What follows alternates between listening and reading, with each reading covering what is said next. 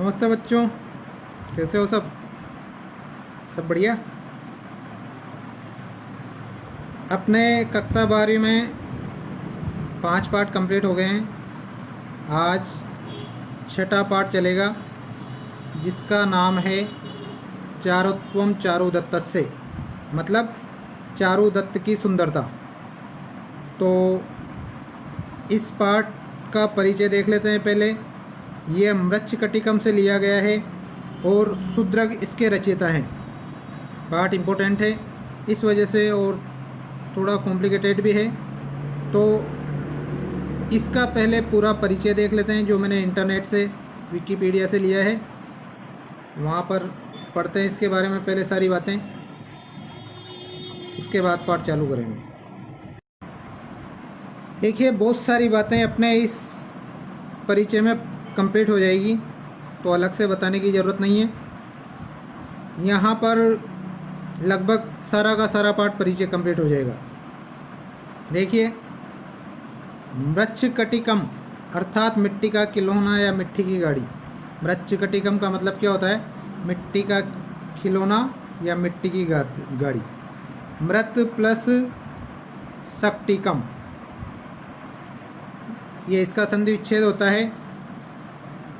चारत्व और छत्व दोनों संधियाँ होती है, इस वजह से त का च हो जाता है, स का छ हो जाता है और मृच्छकटिकम बनता है।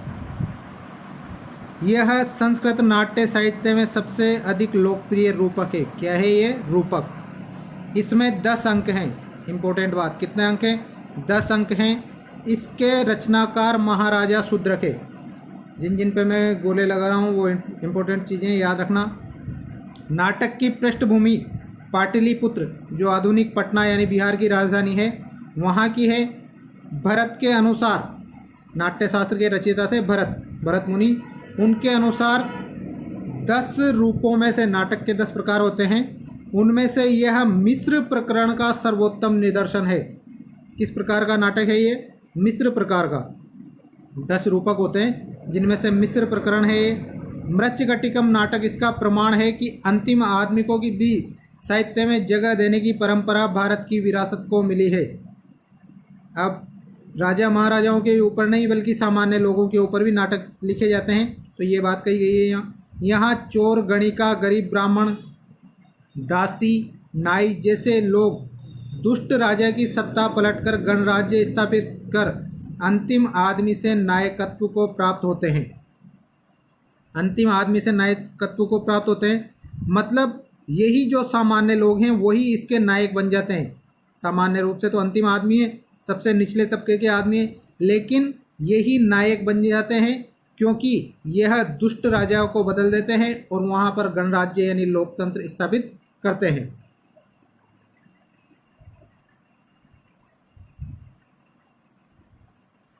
ये वसंत सेना का चित्र है, जो इसमें एक दूसरी नायिका है, मतलब ये एक गणिका है जिसका चित्र है, परंतु ये भी नायिका की भूमिका में है। इसमें कथा वस्तु देखिए।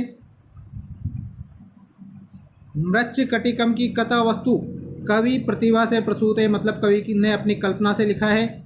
उज्जैनी का निवासी सार्थवा यानी व्यापारी, विप्रवर यानी ब्राह्मण। उज्जैनी का निवासी एक व्यापारी जो ब्राह्मण था और जिसका नाम था चारुदत्त, इस प्रकरण का नायक है। इसका हीरो कौन है? चारुदत्त। और दाखनीता के कुल में उत्पन्न वसंत सेना नायिका है।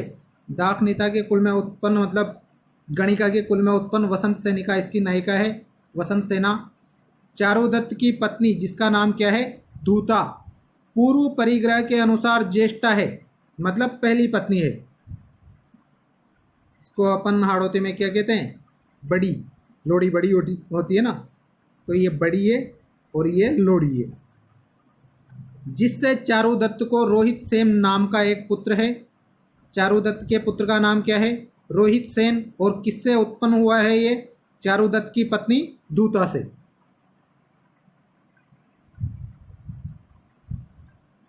चारुदत्त किसी समय बहुत समृद्ध था, मतलब बहुत धनवान था, परंतु वह अपने दया दाक्षिण्य के कारण निर्धन हो चला था। उसने इतना दान दिया कि वो निर्धन हो गया। तथा प्रामाणिकता, सौजन्य एवं औदार्य के नाते उसकी महती प्रतिष्ठा है। मतलब वो जो भी बात कहता था वो प्रामाणिक होती थी, सत्य होती थी। सौजन्य मतलब उसके अंदर सज्जनता थी और उदारता थी, इसके नाते उसकी महती प्रतिष्ठा है, मतलब अभी भी लोगों में उसकी इज्जत है। वसंत सेना नगर की शोभा है। उज्जैनी नगरी की शोभा कौन है? वसंत सेना सबसे सुंदर गणिका थी। अत्यंत उदार, ये गणिका थी, पैसों के लिए काम करती थी, लेकिन फिर भी ये अत्यंत उदार, मनस्विनी एवं व्यवहार कुशला, रूप गुण संपन्ना, साधारणी, नव यौवना नायिका उत्तम प्रकृति की है। वह देखिए यहाँ पर ये मनस्विनी, व्यवहार कुशला, रूप गुण संपन्ना, साधारणी सब स्त्रीवाचक शब्द हैं। वह असाधारण गुणों से मुग्ध हो, निर्व्याज प्रेम करती है। निर्व्याज का मतलब अनकंडीशनल, जिसमें कोई शर्त ना हो। नायकियों एक साधारणी और एक स्वया नायिका होने के कारण यह संकीर्ण प्रकरण माना जाता है। मतलब एक नायक है और उसकी दो नायिकाएं हैं, जो एक तो उसकी स्वयं की पत्नी ही है, ये स्वया नायिका स्वयं की पत्नी है, और एक साधारण स्त्री है मतलब गणिका है। इस वजह से यह संकीर्ण प्रकरण माना जाता है। मतलब एक तरह से ऐसा नहीं है कि उत्तम प्रकार का है, मतलब इसमें उस जमाने के हिसाब से थोड़ी छोटी सोच है कि एक आदमी के दो पत्नियों से प्रेम है। इसकी कथा वस्तु तत्कालीन समाज का पूर्ण रूप से प्रतिनिधित्व करती है। यह केवल व्यक्तिगत विषय पर नहीं अपितु इस युग की शासन व्यवस्था एवं राज्य स्थिति पर भी प्रचुर प्रकाश डालता है। देखिए इतिहास में भी इस नाटक को काम में लिया जाता है। मृच्छकटिकम को उस समय का जो राज्य प्रशासन था, उस समय का समय कैसा था, उसके बारे में इससे पता चलता है। साथ ही साथ वह नागरिक जीवन का भी यथावत चित्र अंकित करता है, मतलब सामान्य लोग कैसे रहते थे। इसमें नगर की साज सजावट, वारांगनाओं का व्यवहार, वारांगना मतलब गणिकाएं, दास प्रथा, द्यूत क्रीड़ा मतलब जुआ खेलना, विट की धूर्तता, चोर कर्म चोरी का काम, न्यायालय में न्याय निर्णय की व्यवस्था, अवांछित राजा के प्रति प्रजा के द्रोह, ऐसा राजा जो जिसे जनता नहीं चाहती थी उसके प्रति प्रजा के द्रोह एवं जनमत के प्रभुत्व का सामाजिक स्वरूप भली भांति चित्रित किया गया है। जनमत के प्रभुत्व का मतलब बाद में जब लोकतंत्र स्थापित हो जाता है उस राजा को हटा करके, तो यहाँ पर उसके प्रभुत्व का भी सामाजिक स्वरूप भली भांति चित्रित किया गया है। साथ ही साथ समाज में दरिद्र जन की स्थिति, गुणियों का सम्मान, ये सम्मान है यहाँ पर, सुख दुख में समरूप मैत्री के विदर्शन, मतलब जब वो चारुदत्त अमीर था तब भी उसके मित्र थे, गरीब था तब भी उसके मित्र, मतलब समरूप मैत्री।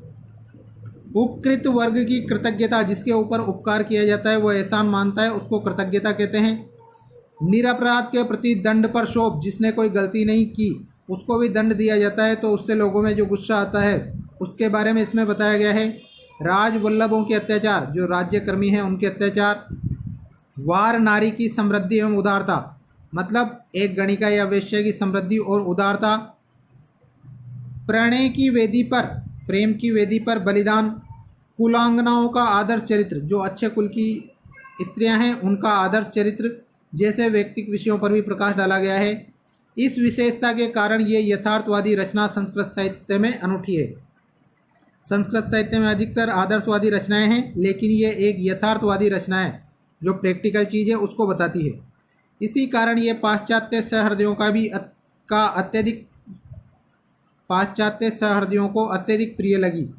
इसका अनुवाद विविध भाषाओं में हो चुका है। भारत तथा सुदूर अमेरिका, रूस, फ्रांस, जर्मनी, इटली, इंग्लैंड के अनेक रंगमंचों पर इसका सफल अभिनय किया जा चुका है। सोच लो कितनी बड़ी चीज़ है कि इतने देशों में इस नाटक का मंचन किया जा चुका है। मृच्छकटिकम की कथा का केंद्र उज्जैनी है। वह इतना बड़ा नगर है कि पाटलिपुत्र का संवाहक उसकी प्रसिद्धि सुनकर बसने को, धंधा प्राप्त करने को आता है। पटना से एक आदमी उज्जैन जाता है धंधा करने के लिए। हमें इसमें चातुर्वर्ण का समाज मिलता है। समाज में 4 वर्ण होते हैं, ब्राह्मण, क्षत्रिय, वैश्य, शूद्र। तो चारों की इसमें कहानी है। ब्राह्मणों का मुख्य काम पुरोहिताई करना था, मतलब यज्ञ करना, यज्ञ करवाना, दान लेना, दान देना, पढ़ना और पढ़ाना, ये काम था। पर वे राजकाज में भी दिलचस्पी लेते थे। इस कथा में जो सबसे बड़ी गंभीर बात मिलती है वह यह है कि यहाँ ब्राह्मण, व्यापारी तथा निम्न वर्ण मिलकर मदान्ध क्षत्रिय राज्य को उखाड़ फेंकते हैं। कितनी बार बता दी ये बात। यह ध्यान देने योग्य बात है। और फिर सोचने की बात यह है कि इस कथा का लेखक राजा शूद्रक माना जाता है, जो क्षत्रियों में श्रेष्ठ है। एक राजा ने ऐसी कहानी लिखी है जिसमें सामान्य व्यक्ति राजा को ही उसके पद से हटा देते हैं। और तो थोड़ी सोचने वाली बात है कि भाई एक राजा ही ऐसी बात कैसे लिख सके कि उसको पढ़ के जनता ये सोचे कि बुरे राजा को हटा दिया जाए। इसका मतलब है शूद्रक एक अच्छा राजा था।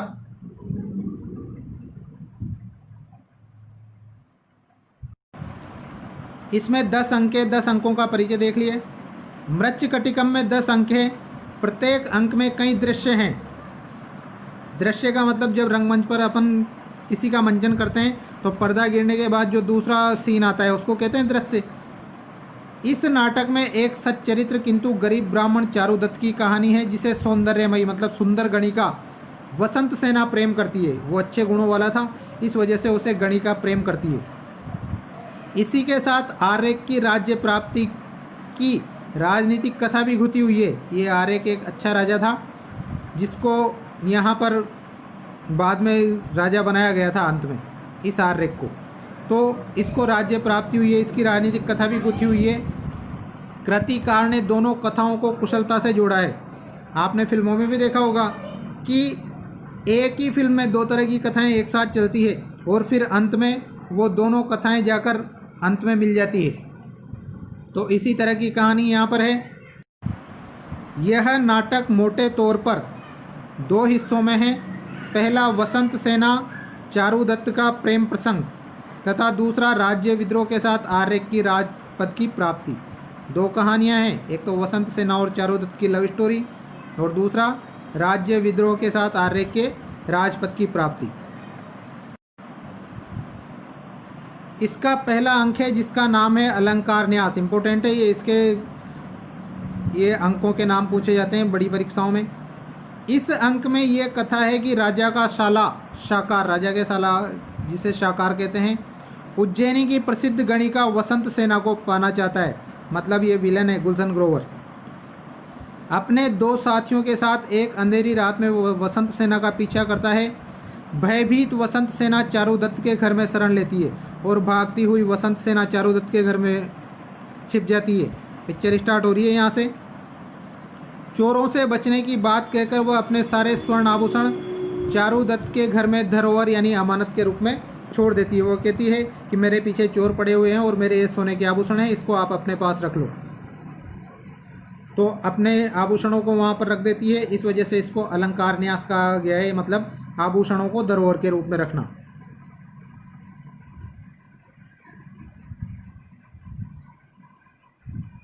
दूसरा अंक द्यूतकार संवाहक, मतलब जुए खेलने वाला एक व्यक्ति जिसका नाम संवाहक है। संवाहक जो पहले चारुदत्त की सेवा में था, जब चारुदत्त अमीर था उस समय वह उसकी सेवा करता था, उसका नौकर था। लेकिन जुए की लत लगने पर वो बहुत सा धन हार जाता है। बचाव के लिए वो वसंत सेना के घर में शरण लेता है, मतलब जिनसे वो धन हारता है उनका धन नहीं चुका पाता, तो उनसे बचने के लिए वसंत सेना के घर में शरण लेता है, जो अपना कंगन देकर उसे ऋण मुक्त करती है। ये वसंत सेना यहाँ पर उसे अपना कंगन दे देती है सोने का और कह देती है कि भाई ये जिससे तुमने जुआ खेला है उनको दे दो और अपना कर्जा चुका दो। दिख रहा है यहाँ पर कि वसंत सेना कितनी उदार हृदय की है। बाद में ये संवाहक बौद्ध भिक्षु बन जाता है। ये बौद्ध भिक्षु बाद में फिर आएगा। तीसरा अंक संधिच्छेद। सर्विलक नाम का ब्राह्मण वसंत सेना की दासी मदनिका से प्रेम करता है। यहाँ पर दूसरी लव स्टोरी है कि एक व्यक्ति है सर्विलक जो वसंत सेना की दासी मदनिका से प्रेम करता है। उसे दासत्व से छुड़ाने के लिए वह एक रात चारुदत्त के घर में सेंध लगाकर वसंत सेना द्वारा धरोहर में रखे गए सोने के आभूषणों को चुरा लेता है। यहाँ पर कहानी देखिए। शर्विलक किसके आभूषणों को चुरा रहा है? वसंत सेना के आभूषणों को। जाकर वो किसको देगा? वसंत सेना को ही देगा, क्योंकि उस वसंत सेना के पास उसकी प्रेमिका जिसका नाम मदनिका है वह वहाँ पर गुलाम है, तो उसको छुड़ाना चाहता है। तो यहाँ से कहानी एक मोड़ लेती है। वह चारुदत्त के घर में चोरी करता है और वहाँ पर वसंत सेना के गहनों को चुरा लेता है। आ रही है बात समझ में यहाँ पर? उधर चारुदत्त की पतिव्रता पत्नी दूता अपने पति को लोक निंदा से बचाने के लिए चुराए गए आभूषणों के बदले में अपनी कीमती रत्नावली देती है। समझिए यहाँ पर जो वसंत सेना के आभूषण थे वो तो है नहीं है उसके पास, अब वो धरोहर के रूप में रखे हुए थे। अब वसंत सेना जब लेने के लिए आएगी या वसंत सेना के पास पहुँचाने हैं तो क्या चीज़ पहुँचाएगा वो? उसके पास आभूषण है नहीं। तो जो उसकी पत्नी है चारुदत्त की दूता, वह सोचती है कि अपने पति को लोक निंदा से बचाया जाए, तो इसके लिए क्या किया जाए? तो इसके बदले में वो जितना भी अपना आभूषण थे वो सारे आभूषण उसको दे देती है और कह देती है कि इसको वसंत सेना को जाकर दे दो। चारुदत्त वह रत्नावली देकर विदूषक नाटक में जोकर होता है एक जानीलीवर जो हीरो का मित्र होता है, और इसका विदूषक है मैत्रेय। उस मैत्रेय को वसंत सेना के घर भेजता है। मृच्छकटिकम में विदूषक कौन है? मैत्रेय। समझ लेना इन बातों को।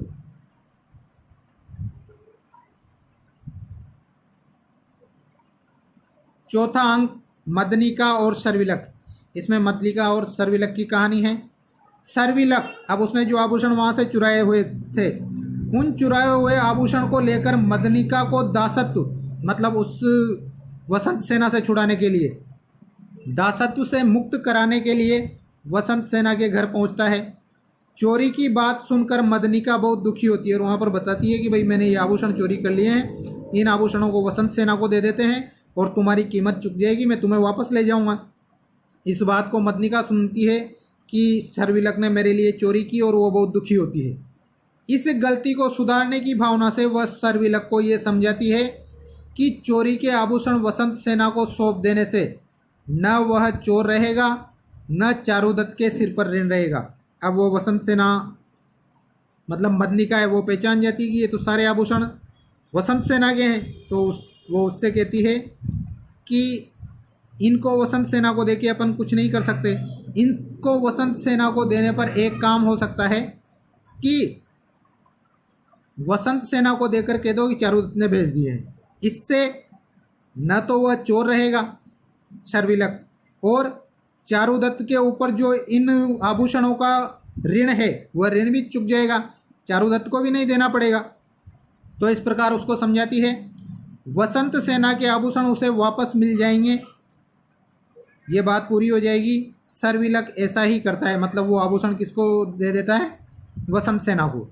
वह वसंत सेना से कहता है कि चारुदत्त ने यह संदेश भेजा है कि घर जर्जर होने से हम स्वर्ण पात्र को सुरक्षित नहीं रख सकते। अब यहाँ पर वो कहानी बना रहा है कि भाई ये उसने चारुदत्त ने वापस भेज दिए कि हमारा घर ऐसा नहीं है कि हम इनको किसी पक्के कमरे में रख दें, हमारा घर जर्जर हो गया है, इसको इसलिए हम इसको सुरक्षित नहीं रख सकते, अतः आप इसे अपने पास ही रखें, इसलिए हम इसको वापस सौंप रहे हैं। वसंत सेना संदेश के बदले में कुछ ले जाने की बात कहकर मदनिका को शर्विलक को सौंप देती है कि भाई तुमने मेरे लिए ये काम किया है, अब बताओ मैं तुम्हारी कौन सी इच्छा पूरी करूं। तो वो कह देता है कि मुझे मदनिका सौंप दो, और ये वसंत सेना मदनिका किसको दे देती है? शर्विलक को दे देती है। यहाँ पर अगर एक तो कहानी पूरी हो गई है। इसके जो रत्न थे वो इसके पास आ गए हैं, चारुदत्त भी ऋण मुक्त हो गया है, शर्विलक को भी मदनिका मिल गई है। लेकिन अब यहाँ पर एक बात अधूरी है कि अभी चारुदत्त को इस बात का पता नहीं है कि भाई ये जो है वसंत सेना के आभूषण वो वापस वसंत सेना के पास पहुँच गए हैं। इसी बात को आगे पूरी करने के लिए इसके बाद का लिखा गया है, और अभी उसकी भी कहानी है कि पुराने राजा को हटाकर नए राजा को वहाँ पर बिठाना है। इसी अंक में विदूषक वसंत सेना से मिलकर कहता है कि स्वर्ण पात्र जुए में हार गए हैं। वहाँ से उसने मैत्रेय को भेजा था चारुदत्त ने कि उससे जाकर कह दो कि ये आभूषण ले लो और तुम्हारे आभूषण हमारे पास नहीं है, हम उसको हार गए हैं। तो वह विदूषक वसंत सेना से कहता है कि स्वर्ण पात्र हम जुए में हार गए हैं, इसलिए यह रत्नावली स्वीकार करें, हमारे जो आभूषण है वो आप स्वीकार कर लें। वसंत सेना वास्तविकता जानती है पर कुछ नहीं कहती है। उसे पता है कि मेरे आभूषण तो मेरे पास पहुंच गए, और ये अंदाज़ा भी लगा लेती है कि वो सर्विलक के पास कैसे पहुंचे होंगे और उसने मुझे कैसे दिए हैं। तो वसंत सेना को सारी बात पता है, परंतु वह मैत्रेय से कुछ भी नहीं कहती ही। वह शाम को चारुदत्त के घर आने का निश्चय करती है और ये सोचती है कि शाम को मैं खुद ही जाकर चारुदत्त से मिलूंगी। 5वां अंक दुर्दिन यानी बुरा दिन। इस अंक में वर्षा ऋतु का वर्णन हुआ है। वसंत सेना चारुदत्त से मिलती है और वर्षा की झड़ी के कारण रात उसी के घर में रुक जाती है। बरसात हो रही है और इस बरसात में वो वापस घर नहीं पहुंच पाती और चारुदत्त के घर में ही रुक जाती है।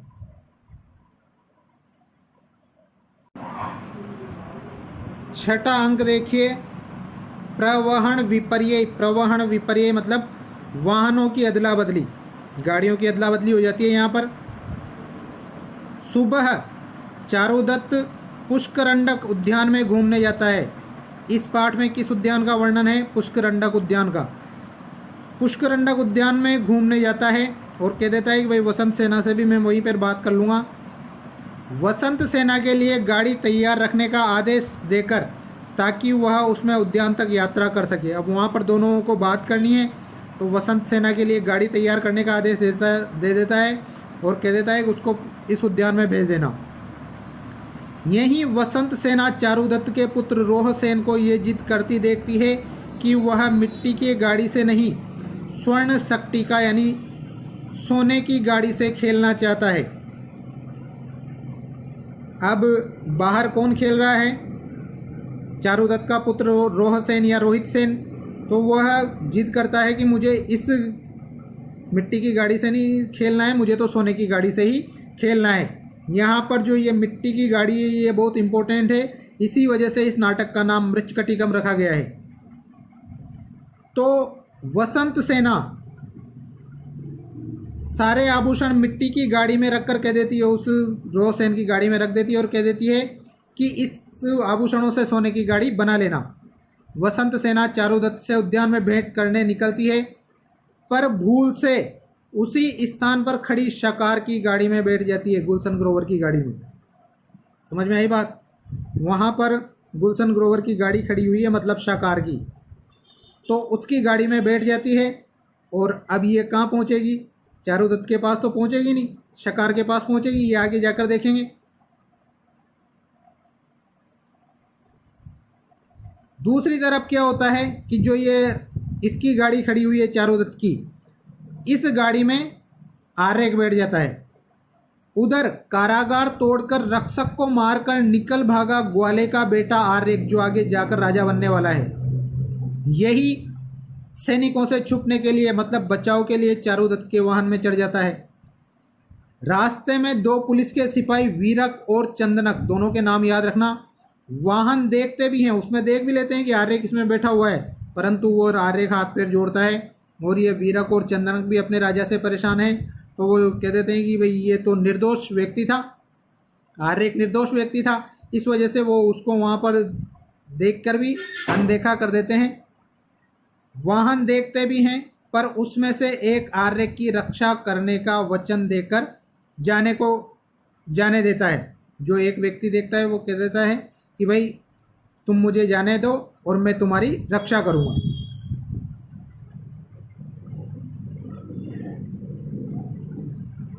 सातवां अंक आर्यक अपहरण। सातवां अंक है जिसका नाम है आर्यक का अपहरण। अब आर्यक चारुदत्त की गाड़ी में बैठा है, तो चारुदत्त के पास पहुंचेगा। राजा पालक ने सिद्धों की भविष्यवाणी पर विश्वास करके जिस आर्यक नामक व्यक्ति को बंदी बना लिया था, ये पालक पुराना राजा था। इससे लोगों ने मतलब साधु संतों ने भविष्यवाणी करके बताया था कि तुम्हारी गद्दी पर आर्यक नामक व्यक्ति बैठेगा। तो इसने इस आर्यक को ही बंदी बना लिया था, परंतु ये आर्यक तो अब यहाँ से भाग निकला है। जब वह बंधन तोड़कर बचता हुआ चारुदत्त की गाड़ी में चढ़कर उद्यान में चारुदत्त के सामने आता है तो उससे शरण मांगता है और कहता है कि मुझे बचा लो, मुझे राजा पालक ने बंदी बना रखा है झूठे केस में। चारुदत्त उसे सुरक्षित अपनी गाड़ी में बाहर निकलवा देता है, वो उसे चारुदत्त बचा लेता है और वहाँ से आगे भेज देता है। 8वां अंक वसंत सेना मोटन, मतलब वसंत सेना की जिंदगी को बचाना। अब भूल से सकार की गाड़ी में बैठी वसंत सेना जब उद्यान में पहुंचती है तो चारुदत्त के स्थान पर दुष्ट सकार से उसका सामना होता है, क्योंकि उसकी गाड़ी सकार के पास जाएगी। वसंत सेना एक बार फिर सकार के चंगुल में फंस जाती है। एक बार तो वो बच गई थी चारुदत्त के घर में छुपकर, लेकिन फिर से वो सकार के चंगुल में फंस जाती है। शाकार का आग्रह न मानने पर वो वसंत सेना का गला घोंट देता है। वो कहता है कि भाई तुम मेरे साथ आ जाओ, लेकिन वसंत सेना नहीं मानती है और इससे गुस्सा होकर वह शाकार वसंत सेना का गला घोंट देता है। इससे वो बेहोश हो जाती है और बेहोश होने के बाद उसे मरा हुआ जानकर पत्तों से ढककर शाकार वहाँ से चला जाता है। तभी जुआरी से बौद्ध भिक्षु बन चुका संवाहक, ये संवाहक जो चारुदत्त का नौकर था वह बौद्ध भिक्षु बन चुका था, और इस संवाहक की मदद किसने की थी? वसंत सेना ने की थी। क्या देकर? अपना कंगन देकर कि तुम इससे ऋण उतार दो, तो उसका एहसान था इसके ऊपर, तो ये एहसान चुका रहा है। यहाँ पर संवाहक मृत प्राय वसंत सेना को विहार में लाकर, बौद्ध विहार, बौद्धों के जो मठ होते हैं उनको विहार बोलते हैं, उसमें लाकर उसे पुनर्जीवन दे देता है, मतलब उसे फिर से बचा लेता है।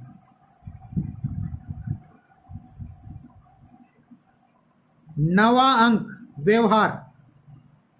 शाकार चारुदत्त को वसंत सेना की हत्या का आरोपी बनाता है। अब देखिए वसंत सेना कहाँ है?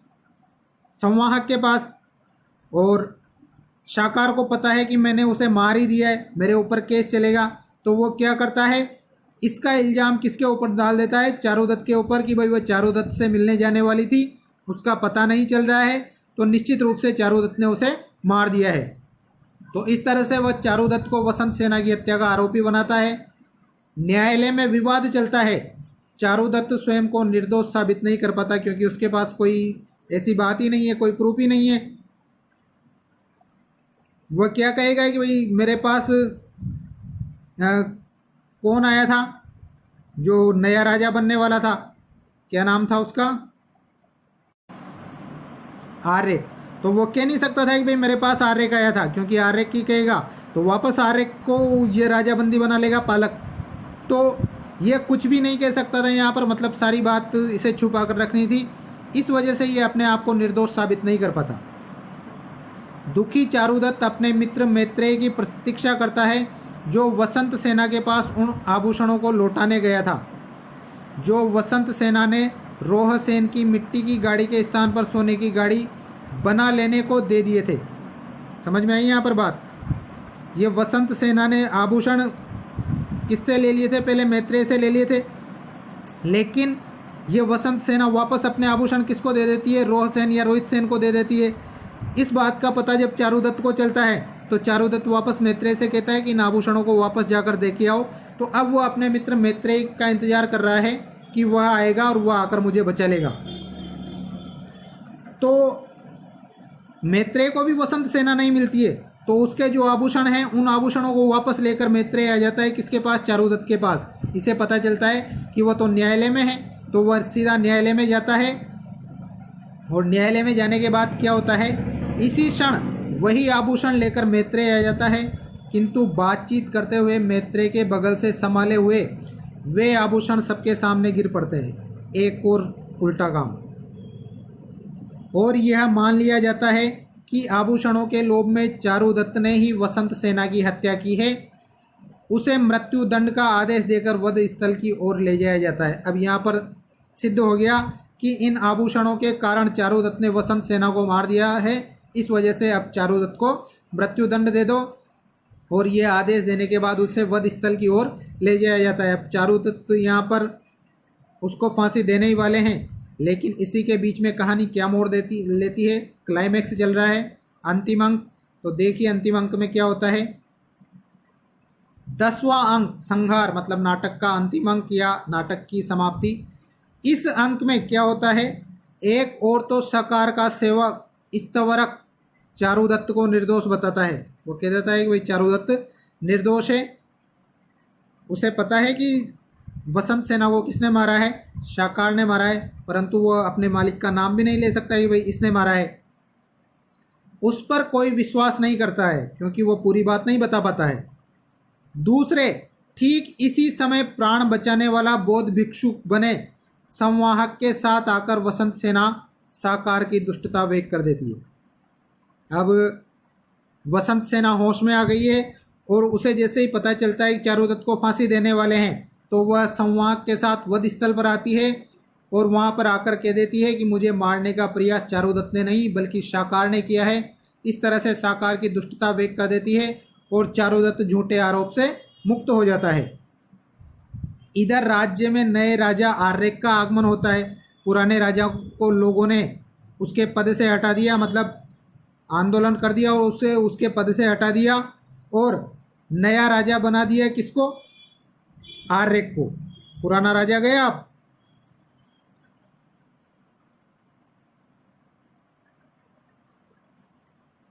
वह न केवल आरोप मुक्त चारुदत्त को राज्य देता है, चारुदत्त ने इसकी मदद की थी आर्यक की, तो अब ये राजा बन गया तो सारे काम यही करेगा, तो वह जिसका आरोप मुक्त हो गया है ऐसे चारुदत्त को राज्य भी दे देता है, बल्कि झूठा आरोप लगाने के कारण शाकार को मृत्युदंड भी देता है। अब ये शाकार जो पुराने राजा का साला था अब एक सामान्य आदमी है तो इसको मृत्युदंड भी देता है, किंतु चारुदत्त के कहने पर शाकार को भी क्षमा कर दिया जाता है। जो व्यक्ति चारुदत्त को मरवाने वाला था चारुदत्त ने उसी को ही क्षमा कर दिया। उसकी उदारता देखिए। पतिव्रता धूता चारुदत्त के लिए मृत्युदंड का समाचार सुनकर अग्नि प्रवेश को तत्पर हो उठती है। वो कहती है, वो सुनती है कि भाई मेरे पति को मृत्युदंड दे दिया है, तो वह भी पतिव्रता पत्नी थी, तो वह अग्नि प्रवेश मतलब स्वयं को चिता में जलाना चाहती है, परंतु चारुदत्त उपस्थित होकर इस दुखद घटना को रोक देता है। अब चारुदत्त बच गया तो वह आकर इस घटना को रोक देता है। राजा आर्यक प्रसन्न होकर वसंत सेना को वधु के पद से विभूषित करता है। पहले जो एक गणिका थी उसको क्या पद दे दिया गया है, वधु का पद दे दिया गया है। वधु का मतलब बहू।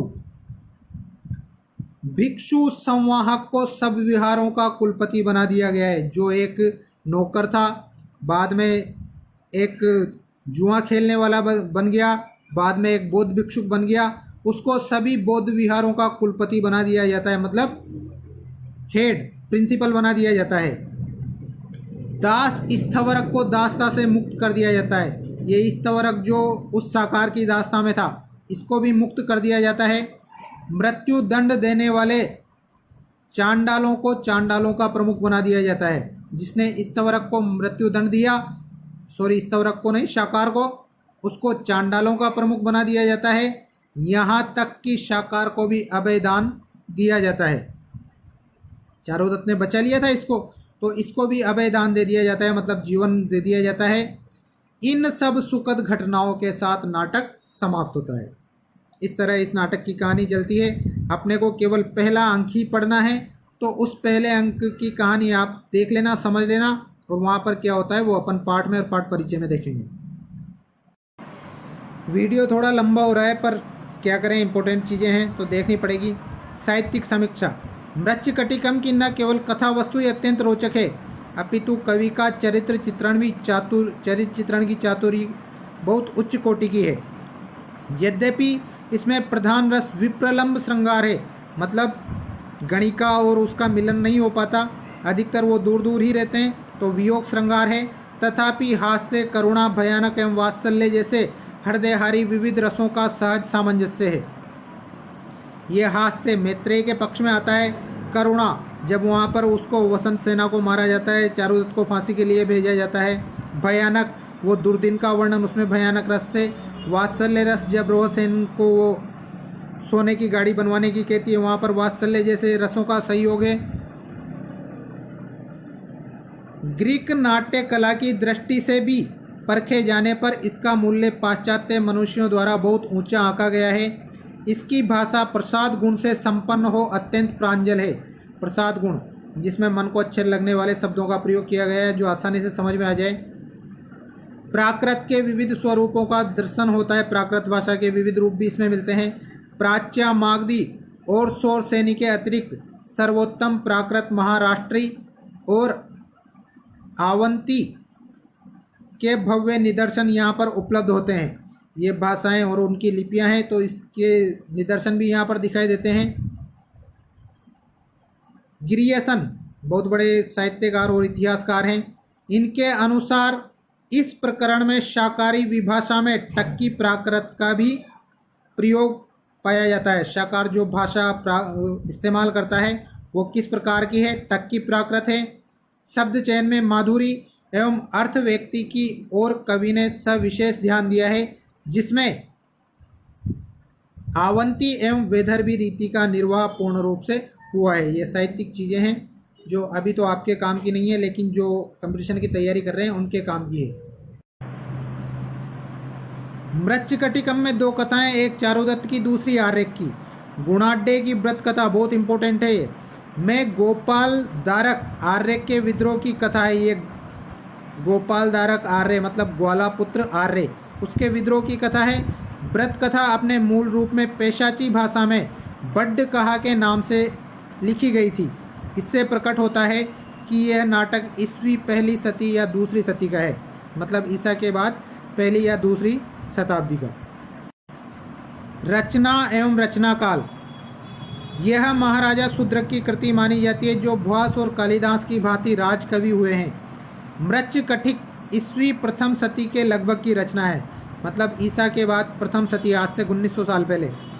कहा जाता है कि भास प्रणीत चारुदत्त नामक चतुरंगी रूपक की कथा वस्तु को परिवर्तित यानी बढ़ाकर किसी परवर्ती शूद्र कवि के द्वारा मृच्छकटिक की रचना हुई है। वस्तुतः इसकी कथा वस्तु का आधार व्रत कथा और कथा सरित सागर में वर्णित कथाओं में मिलता है। और लास्ट 3 लाइनें, अनुवाद एवं टीकाएं। मृच्छकटिक पर अनेक टीकाएं लिखी गई है। इसके अनेक अनुवाद भी हुए हैं और अनेक संस्करण भी प्रकाशित हो चुके हैं। उनमें से सर्व प्राचीन टीका पृथ्वीधर की है। सबसे पुरानी इसकी टीका मतलब इसमें जो कठिन शब्द आए हैं उनके शब्दार्थ वगैरह दिए गए हैं, जिससे इसको समझने में आसानी आए। तो सबसे प्राचीन टीका पृथ्वीधर की है। जीवानंद ने भी एक व्यापक टीका लिखी है। टीका मतलब गुटका मान लो एक छोटा, जिसमें इसके शब्दार्थ वगैरह दिए गए हैं। हरिदास की व्याख्या अत्यंत मार्मिक है। ऑर्थर राइडर द्वारा इसका अंग्रेजी अनुवाद हार्वर्ड यूनिवर्सिटी सीरीज में प्रकाशित हुआ है। सोच लो कितनी बड़ी बात है। तो ये इसका परिचय लगभग पूर्ण हो गया है। पाठ परिचय में अब इतनी चीज़ें बताने की नहीं रहेगी, केवल सामान्य रूप से हिंदी अर्थ करवा दूंगा और उसके बाद पाठ और उसके बाद प्रश्न उत्तर पूरे कर लेंगे। ठीक है, आज के लिए इतना। धन्यवाद।